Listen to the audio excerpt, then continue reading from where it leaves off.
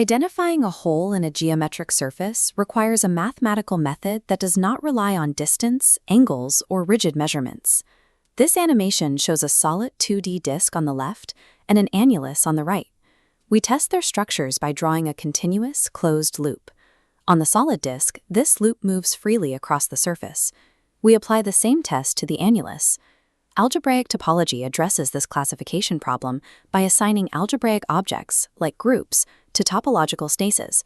Proving that the algebra associated with these two spaces behaves differently provides a rigorous proof that the spaces themselves are structurally distinct. This derivation follows a two-step process, defining the continuous deformation of paths and then restricting those paths to build a group structure.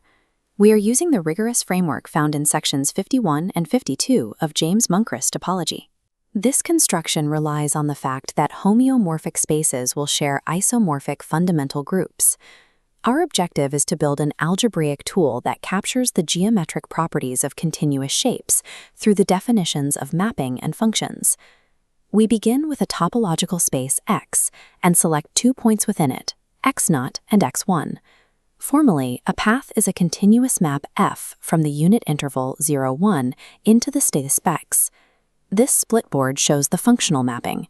The unit interval on the left uses a parameter s to dictate the progression of the path f of s being drawn in space X.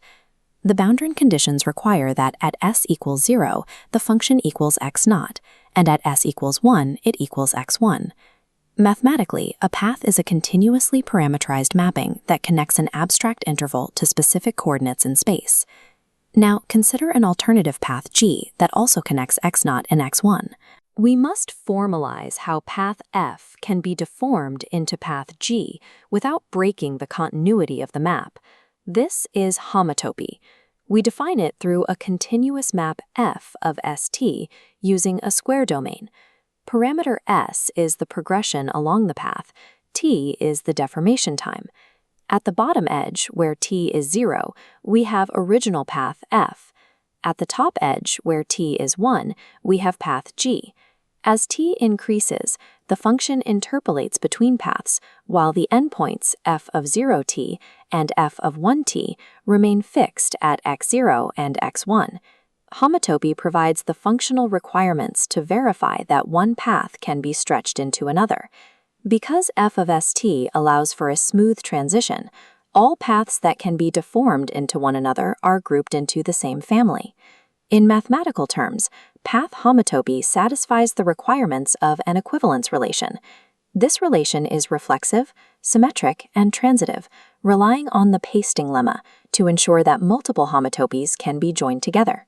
We represent this entire collection of deformable paths using the bracket notation, f-brac, denoting an equivalence class. Shifting the focus from individual curves to these discrete classes provides the structure necessary to apply algebraic operations. To build a group, we restrict the geometry by setting the starting point x0 and the ending point x1 to the same location. This specific path is defined as a loop. We now introduce a method for combining loops, known as path concatenation, written as f star g. Concatenation happens within the standard unit interval. We traverse loop f at double speed until t reaches 0.5, then traverse loop g at double speed for the remainder of the interval. We might attempt to build a group using these raw concatenated paths directly. However, raw path concatenation does not satisfy the axiom of associativity. The mapping f star g star h is not functionally identical to f star g star h. The timeline comparison reveals that the parameterization timings differ depending on how the loops are grouped. The first grouping allocates a quarter interval to f and g, while the second allocates a half interval to f. Because the mappings occur at different speeds, the functions are not the same.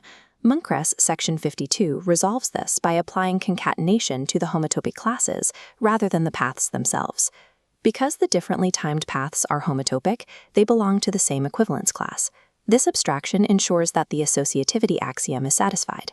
The remaining group axioms are met by the identity element, the constant loop, and the inverse element.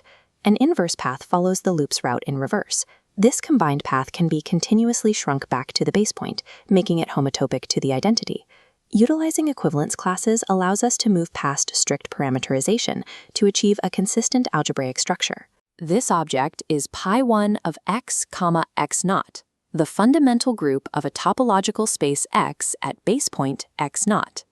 Applying this to the solid 2D disk, we see that every arbitrary loop can be continuously shrunk to the base point. Because every loop is homeotopic to the identity, the fundamental group of the disk is the trivial group.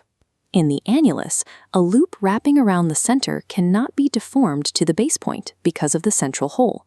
This loop represents a non-identity element, confirming that the group structure has detected the topological void.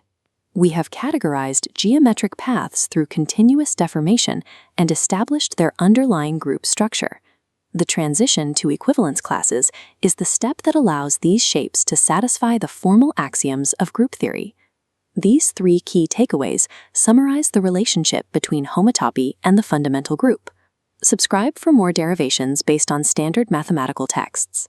The fundamental group allows us to identify the preserves of holes in a space by determining if every loop can be continuously contracted to a single point.